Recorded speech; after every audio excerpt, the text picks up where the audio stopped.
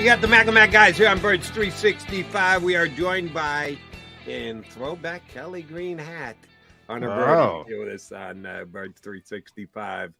Was that deep in the closet, and did you bring it back out, or is that a normal rotation hat that you wear, Brody? How often do you put that lid on?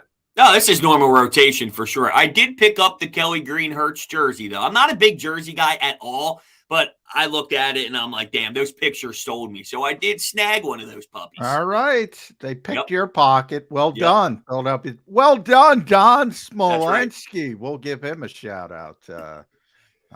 Yeah, they're doing well with the merchandising. I'm surprised it took this long for the Eagles, the way everybody has reacted. But big day at practice yesterday, Hunter Brody. Yes. Eagles restored order after, a little bit of a lackadaisical day, I would call it. Really had difficulty with Myles Garrett. Joint practices. You like them, dislike them. We're not going to see anybody on Thursday night. What's your thought process on that? Don's still charging people. He's really picking people's pockets on Thursday night, by the way. I said that, okay, because last year went how it went, I'm going to shut up. All right, I can't complain. I'm using last year as like, okay, if you succeed with me getting zero information all preseason and there's nothing to bite into, but you are magnificent, and they went to the Super Bowl and had a lead at half and all that good stuff, then I'm going to put my hands up the following year. So right now, I got to live up to what I said I would do and shut the hell up, because last year they were healthy as hell, and they made it super deep. So who am I to bitch and complain right now if nobody's playing, right?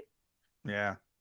But I do like the joint practices. I just wish I could see them more. I'm scrolling on Twitter, hitting the refresh button, waiting to see some clips and all. But it was cool to see them bounce back and, have a big day. Reed Blankenship's taking over, intercepting everybody and all. So it's cool. Jalen Carter's having another great day after what he did in the first preseason game. And Josh Sweat. I like this. I like to see all the clips, but I want to see it on TV.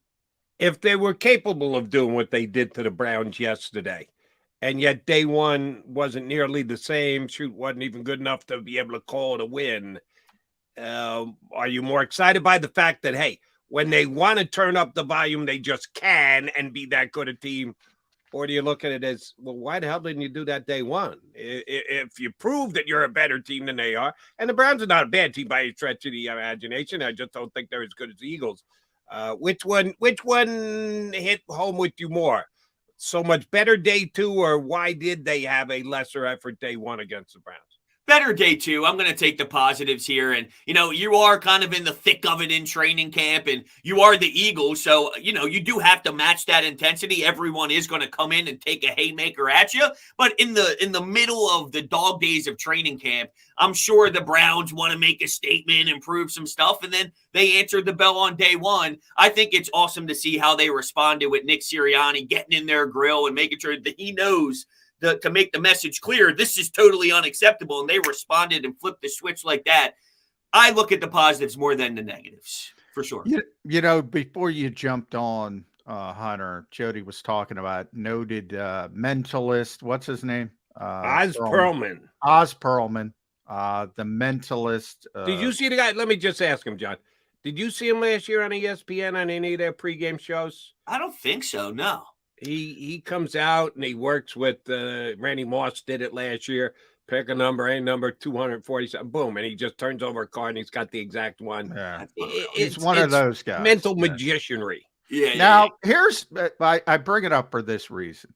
The Eagles don't do anything, as you pointed, Hunter. They don't practice a lot. They don't play their players in the preseason for the most part. They're significant key players. Tons of walkthroughs, and they show up, and the Browns are complaining about their physicality. Sidney Brown's beating people up. Derek Barnett's taking swings at people, of course. They're complaining about Kayvon Wallace being too physical. Joe Batonio saying, oh, Josh Sweat, you can't knock the ball out of Deshaun Watson's hand. How do they do it? Do they have Oz Perlman? Is Nick Sirianni Oz Perlman?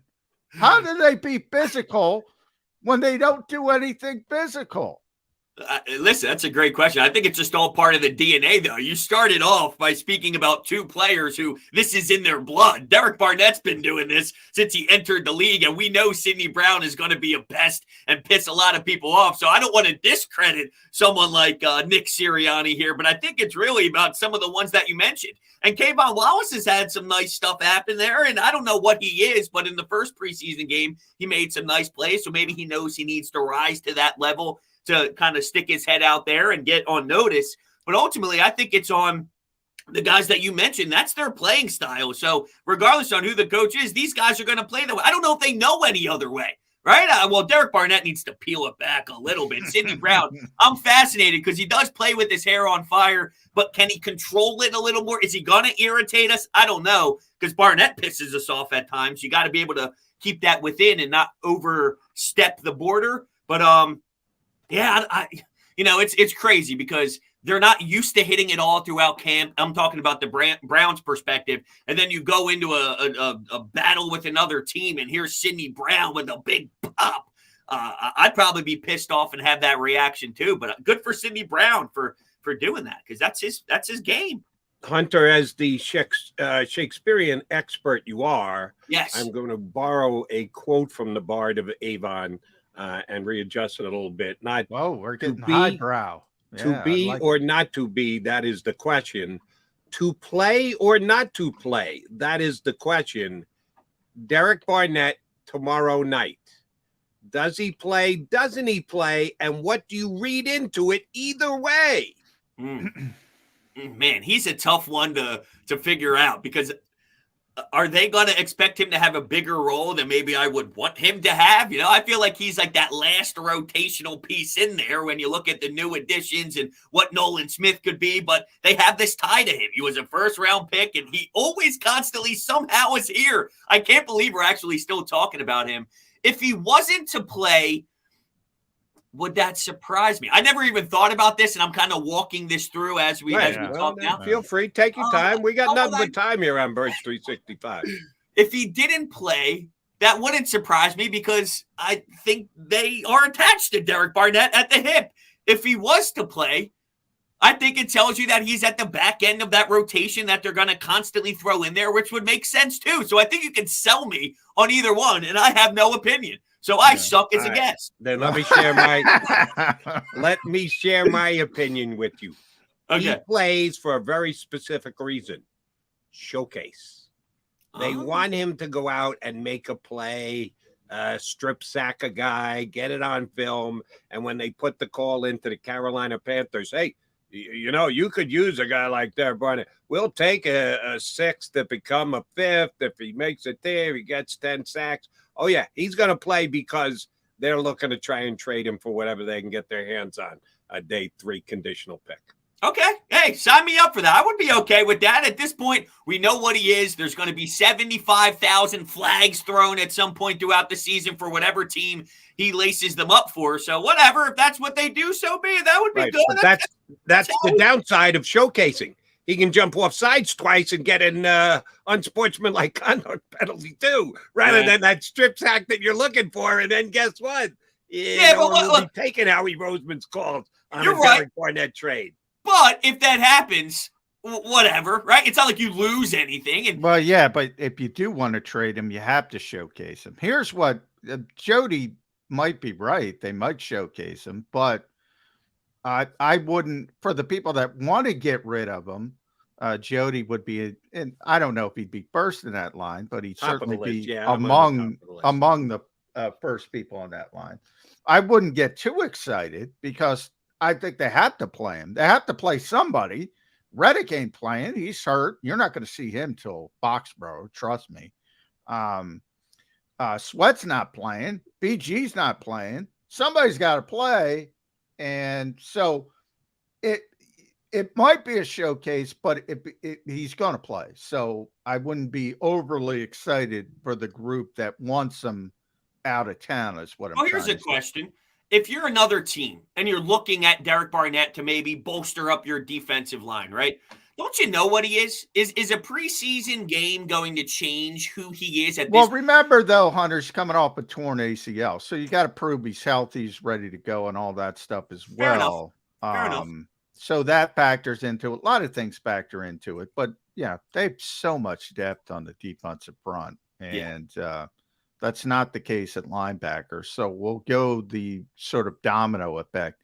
Zach Cunningham, you know, we're all talking about Reed Blankenship. Reed Blankenship intercepted Deshaun Watson 3 times in 2 days. 2 of those times were on tip deflected balls by Zach Cunningham. That's going to show up. I think, you know, if we're placing betting odds on the starter at linebacker opposite Nakobe Dean. So you got Nick Morrow, you got Zach Cunningham, you got Miles Jack, you got Christian Ellis. Break it down percentage-wise. Go mentalist on me. You got 4 guys. Yeah. So that's 25% each. What are you going? What are you going, Hunter? I don't know. I don't know how to read into the bringing in the 2 linebacker thing. And I know Nakobe Dean was nursing a little bit of an injury there and all. I'm not sold, and I think Nakobe Dean's going to get every opportunity in the world. But does it raise eyebrows that they went in and got Cunningham and Miles Jack? Does that say anything about Nakobe Dean to you before I answer that question? Or am I reading way too much into it? I don't think it says. He's a fan favorite. People love him. Yeah. Well, I'm with you. I think people give him too much deference and say, oh, there's no worries here. And then the worries are all here. I think there's some worries, but I don't think Cunningham and Jack have anything to do with Dean. So I'm sort of in the middle there. So I guess I'm a bad host. Yeah. But I think, way too many people have said, oh, don't worry about Nakobe. What do you mean don't worry about Nakobe? He's tiny. He's played 34 snaps. I'm worried about Nakobe. That's fair. But yeah, for sure. I mean, I think there's going to be some sort of rotation in there. I think they like Ellis, so he will get some chances in there. Miles Jack, you can sell everyone some of this story, right? Like Miles Jack, he has a lot of career starts, so he's been around the game. He is polished in that area. He's a veteran. There's something to that. And Cunningham, he's getting deflection. So I think Nakobe Dean's going to be that number 1, and then from there, it's a rotation until someone takes it and snags it and runs with it. I think they bring different things to the table, but if Cunningham's showing up and making plays in camp, maybe that gives him the advantage. You would see more than me, though, at camp. I can't see some of these practices and whatnot. But if Cunningham's making plays and it's leading to turning the ball over, what do they praise nonstop? Explosive plays and then win the turnover battle. So if you see someone out there who's constantly getting his hands and his fingertips on things, and now you're giving Reed Blankenship an opportunity to have a pick, well, then I would think, just in theory, that is, of course, very basic in theory, that would give him an advantage to maybe move up and get that chance to make a spark. And I'll give my guy Elliot Park from WIP credit. He said this last week when I was in the car driving around, and I hadn't even thought of it the way that Elliot laid it out, but it was on point. Nakobe Dean, including last year in practices, into this year in practices, just doesn't get noticed.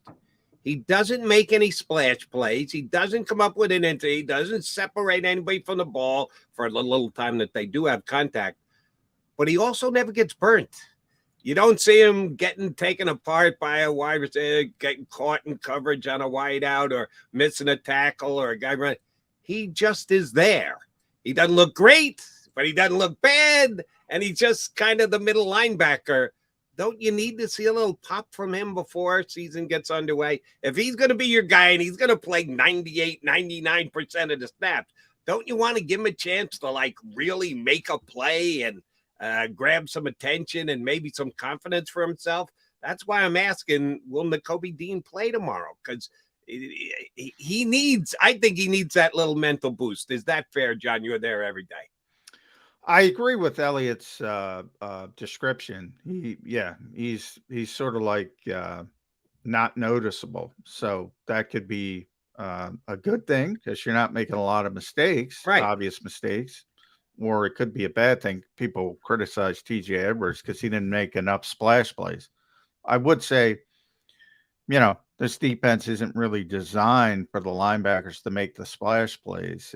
It's more about the safeties in the corners and reading coverage and making those plays. The linebackers are there, Jordan Davis is there to tie up blockers, and the linebackers are there to make the tackles. Hopefully 3 yards down the field, not 7 yards down the field. Mm-hmm. That's not sexy. So, for people that want Derek Brooks, they don't play that defense. Not in this defense. No.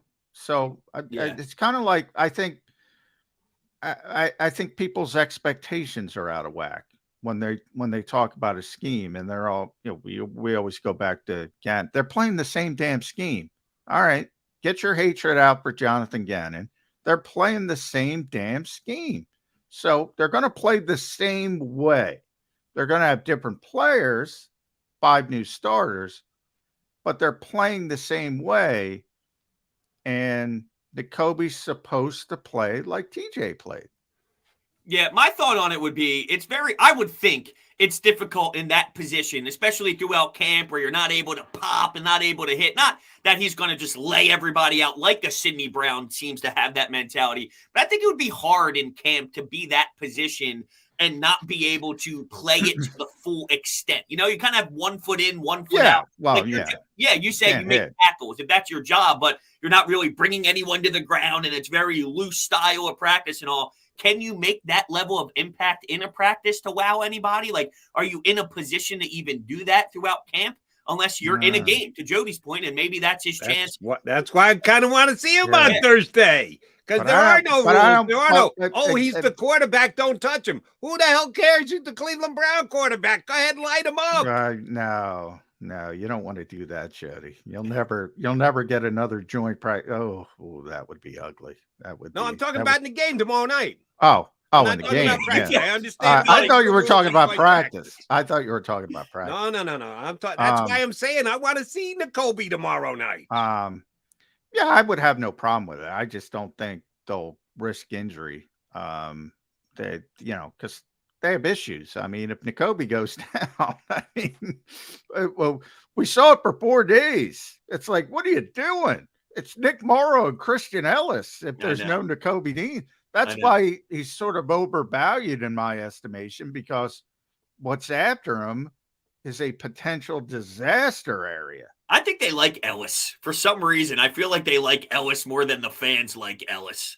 I think they like him. Yeah. I don't get the sense the fans dislike Christian Ellis because they haven't seen him that much. True. And you stood out to me a little bit in that preseason game with some pop. How about Evans? Throw it around the body a little bit. No? Justin Evans? Yeah, he got a couple pops in there. I thought the shoulder pads with a little he's getting more first team reps. They're giving everybody. They're giving Hunter Brody first team reps. Yeah, right. Listen, I might play in the slot. They're dropping Derek Barnett in coverage. You got Bradbury in the slot. You name it. Yeah. They're throwing it around town. Well, people, I wrote that. Sean Desai is throwing everything at the wall. Everything. And, there are a lot of people excited because they think he's going to do this in a real game. You better hope and pray he doesn't do this in a real game, because you don't want James Bradbury in the slot. You don't want Derek Barnett dropping in coverage as a linebacker too often. Now, every once in a while, if you have a curveball, great. You fool the quarterback and something good can happen. But the last thing you want is consistent. Jalen Carter playing outside. Again, all this sounds great. Why is Jalen Carter, who has tremendous, unbelievable skill as an interior rusher, but he's not a better edge rusher than Hassan Reddick or Josh Sweat or Brandon Graham or Nolan Smith? I don't understand this process. Let's move this guy here. Let's move this guy. He can't do this, so let's move him here. Why does that make sense to people? It's interesting because I remember last year, or maybe it was the year before, Gannon was here, 2 years? Is that total? Yeah, 2 years. 2 years? Can't even remember. By the way, 2 top 10 defenses, but go on. Can't stand looking at his face. Where was I going with that? Oh, yeah. When Fletcher Cox was angry about what position he was playing, the 4-eye and all that stuff. Remember, that was the whole debate on how he was being used. It's funny because now it seems like, hey, Sean Desai's willing to do all this stuff. And I'm saying this as a Gannon hater. If Gannon was to do that, what do you think the stories would be today? What is Gannon doing thinking that you can move Carter to the edge and this and that? Like, he did that with Fletcher Cox, and we lost our mind when he started moving Fletcher Cox in positions that he didn't normally play. By the way, Fletcher, it's all great.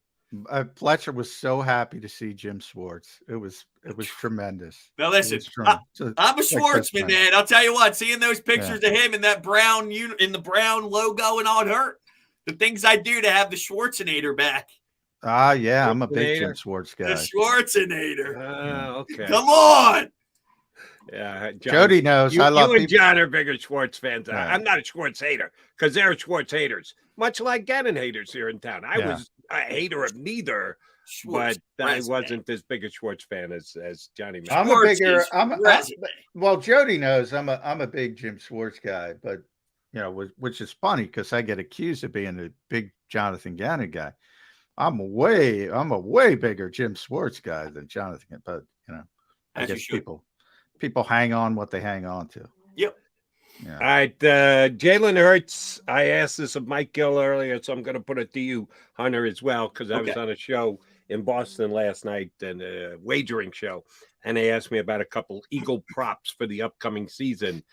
And I answered honestly, and after the show started to doubt myself, which is not good.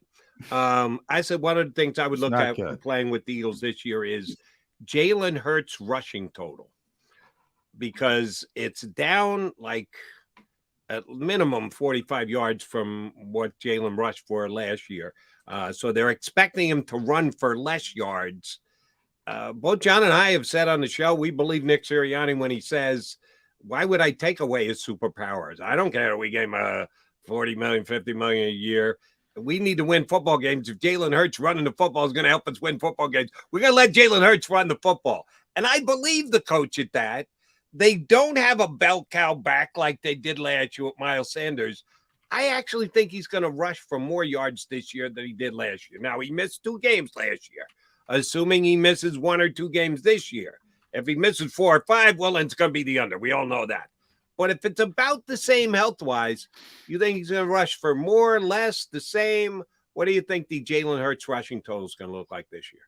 I would say maybe around the same, but you could definitely say more. I don't think it's outrageous because one of the things that he needs to, I don't want to use the word improve because sometimes it's out of your control, but the last couple of years, he was not able to play the full season. And it's not easy to do, and anything can happen, especially when you are a mobile quarterback. You are risking it a little bit differently than, let's just say, the traditional pocket passer. But I do think that it's probably on his mind to make it towards the end, especially with how it happened last year. You're in a position where you can put your feet up and relax. But here's Gardner Minshew, and now you're forced to play the last game of the year. I wonder if there's something in his head. It's like, okay, part of my goals, my individual goals, is I want to make it more games. And that would then lead to having more of those rushing yards. So I think it's fair to say that he can have the over. And I also wonder, too, if you're a defense, once again, it's a very broad, in theory kind of concept. But, if the alternative is, like, let's say it's an option play,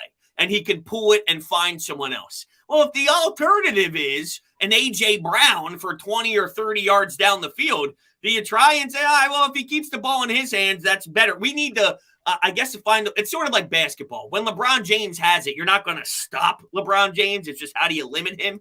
Do they look at that as maybe that's our best option? Because if we allow the explosive plays to this weapon of Devontae Smith or this weapon of A.J. Brown, we'll take a 5, 6, 7-yard run. We're just trying to limit it. Do they do that and put the ball in Hurts' hands more? I'm spitballing. I'm just saying, would that help out the rushing numbers, though, for Hurts? It's possible. Yeah, I don't think there's any question. If he plays every game, he's going way over that number. Way over that number. Now, do you think that's something that because he's Super Bowl, I want to win a championship, his head's down, that's his motto. He's just wired differently than anyone we've ever seen. Do you think that that's outrageous to think of how last year went with the Gardner Minshew? You could have secured it earlier, could have relaxed, put your team in a better position. Do you think that type of stuff fuels him, or is it irrelevant and it's just really about that championship? With him, I think it's just about the championship. I mean, he's so hyper focused. I don't think he thinks about other players. Like the backup. The backup's in there because he got hurt. So yeah, he knows he doesn't want to get hurt. And from his perspective, I always thought you can't legislate injuries. People try. They try. I mean, if somebody could do it, they would have done it by now. You can't. You just play. And the Eagles, to their credit, I agree with them. They're like, you can talk about turning him into Tom Brady and lasting for 22 years. That's not how he plays. The shelf life is going to be smaller. Take advantage of the stinking shelf life while you have it. Do that. Win a Super Bowl. And then everybody's happy for what did Doug get? A year? I don't know. I thought Doug would get lifetime dispensation, which turned out to be 12 months. But anyway, take advantage of the shelf life and try to win another Super Bowl. That's where I think the Eagles are. What that shelf life is, I have no idea, because eventually everybody gets hurt. Sure. Tom Brady got hurt. Yeah. Remember? Everybody gets hurt. Not often. Tom Brady is the exception, not the rule. He's pretty damn healthy for 20 years. Yeah, but he tore his ACL the one year. Zach Ertz said all the time, and Zach's coming off a torn ACL, just got cleared. The injury rate in this game, if you play it long enough, is 100%. 100%. So. Yep. Off topic, by the way, you mentioned Doug Peterson, and I apologize if I'm going to take us off the rails here. No, take us off. I love going off.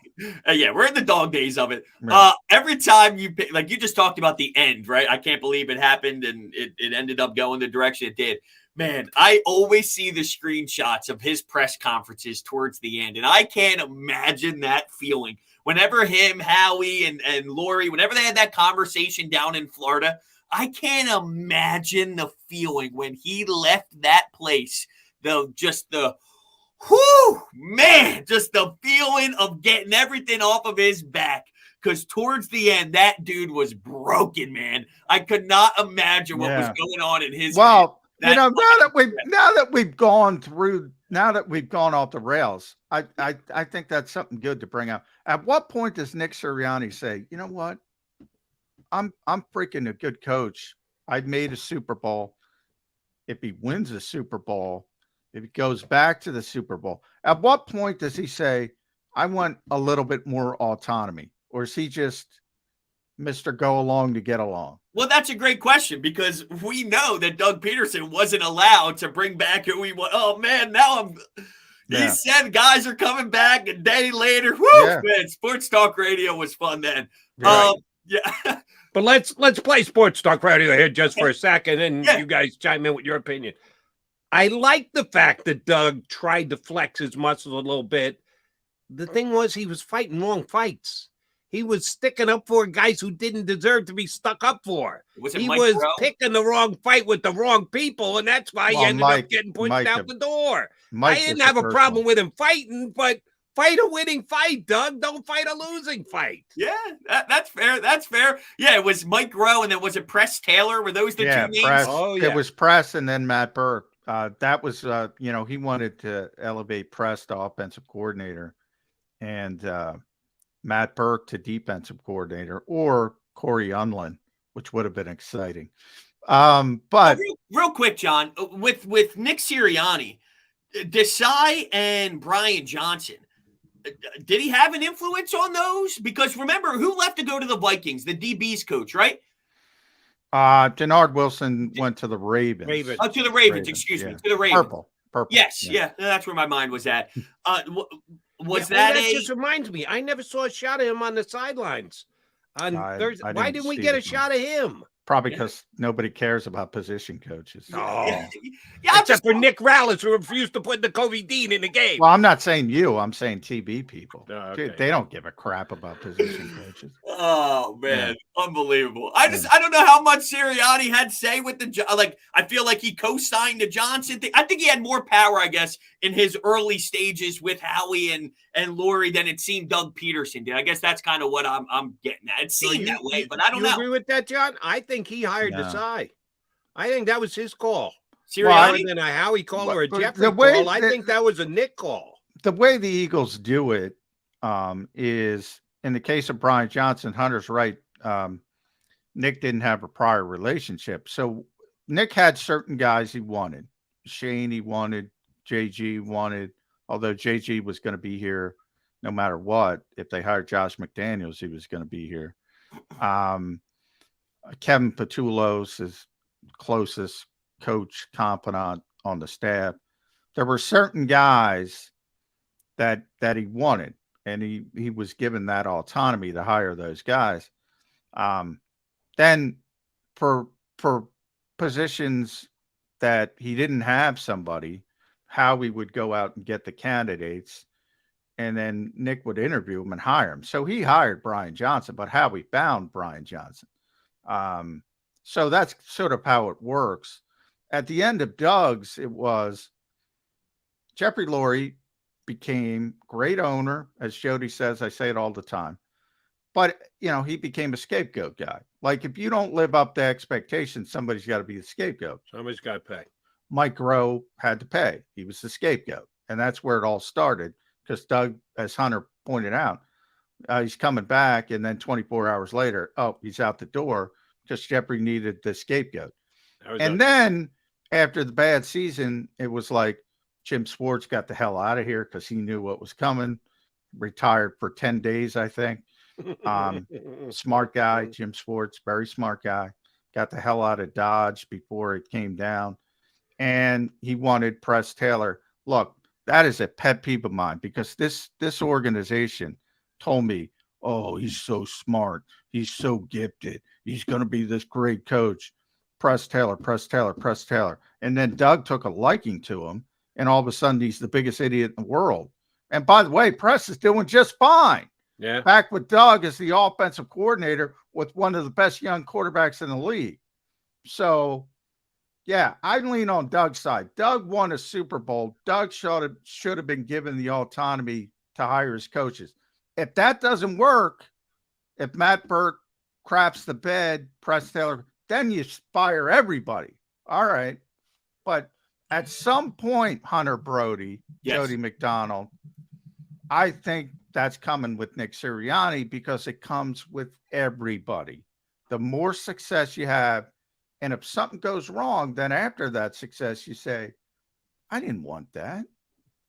Why are you making me do this? This is the reason why it went wrong. That's what happened with Doug Peterson. It's like, didn't I win the Super Bowl? What are you guys telling me what to do? Well, ultimately, that's going to happen. Think this. The Eagles are so good that we can kick back, relax, and start throwing around Press Taylor. Why not? From years ago, because we know that they're going to be automatic and they're going to go out there and dominate. There's nothing to even talk about anymore, man. We're going Dougie B and Press Taylor. Well, we're Nick running late on the time. First guy to not have an issue. If hey, it's going to happen. One last question for you, Hunter, before we let you run. Yes. Guy ran this by me again. I did a gambling show in Boston last night. Plus 375. Eagles start 5-0. You taking it? All right, run it through me real quick. It's Patriots, then it's Minnesota. Vikings, Tampa Bay, Washington. Who's number 5? Okay, I got it. Yeah, you're right. It's Patriots. Jets are 6. Yep, I see it here. Yeah, I think so. That's good odds for those teams. Plus 375 that the Eagles start 5-0. 4-0-1 is not 5-0. You have to win all 5 games. No ties, no losses allowed, but you're getting plus 375. Will the Birds be 3-0? I 5-0. Yeah, 5-0. I like that. I mean, the Patriots, the Vikings, beatable teams, Buccaneers, Commanders, and Rams. Like, those are beatable squads. If you had back-to-back with the Bills and the 49ers early in the season, maybe I don't feel that comfortable. The number should be plus 8,000 at that rate. But plus 375, I feel like that's some good opportunity to make some cash. They're going to be 4-1. They're going to lose to New England. Johnny Mac says, save your money. They're not going to be 5-0. Yeah, they're going to be 4-1. Well, we're all. John's the naysayer, and he's got a 4-1. No, that's a good thing. When McMullen's the naysayer and it's 4-1, that's a pretty good place to be. It's going to be New England or Washington.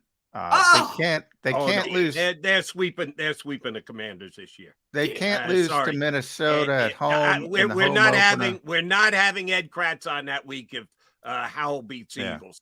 Well, listen, Joshua Harris.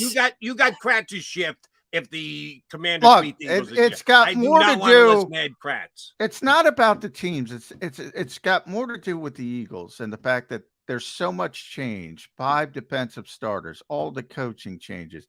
There's going to be a mistake. There's going to be a hiccup. It's going to happen. Jody, I don't know how you do it, man. Every day you do this. You know what the most important non-change is? Jalen Hurts is still the Eagles quarterback, and Sam Howell is now the Commanders quarterback. The homers, the Kelly Green. I gotta talk everybody off the leg. Now, you guys, if they lose a game, it's going to be a catastrophe. Mm-hmm. It's going to be worse. Only if they lose to the Commanders. That's a catastrophe. I could work my way through any of the other 4, but if they lose to the Commanders, that's a catastrophe. Never a catastrophe when Hunter Brody joins us. Bro, it's always a pleasure. Where can people find the Hunter Brody pod? YouTube, Broads Media. Check it out. Spotify, Apple Pod, all the good stuff. And he'll have his Kelly Green hat on every once in a while. Not every show, but often enough. Thanks, Birds. You got it. Thanks, fellas. Hunter Brody here with us on Birds 365. All right, Johnny Mac, Jody Mac coming back to put a bow on the show. Stay here on Birds 365.